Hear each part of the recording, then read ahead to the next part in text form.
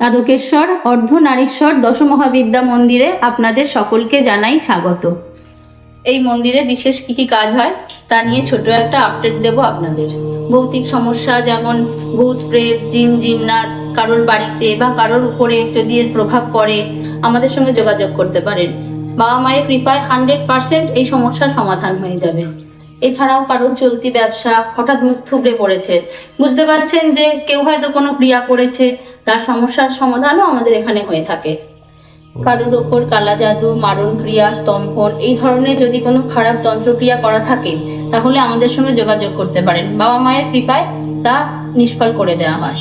নবগ্রহের দোষ, কালসর্প দোষ, মাঙ্গলিক দোষ যদি কারোর থেকে থাকে আমাদের এখানে তা খণ্ডন করা হয়। আপনি হয়তো দীর্ঘদিন কোর্ট কেসে জড়িয়ে আছেন, তার জন্য শত্রু দমনের জন্য এখানে বগলামুখী প্রয়োগ করা হয়। এছাড়া ছোটদের পড়াশোনায় মনোসংযোগ বাড়ানোর জন্য নীল সরস্বতী কবচ করা হয়। এছাড়াও আমাদের এই 10 মহাবিদ্যা মন্দিরে 10 মহাবিদ্যা মায়ের পুজো ও প্রয়োগ করা হয়।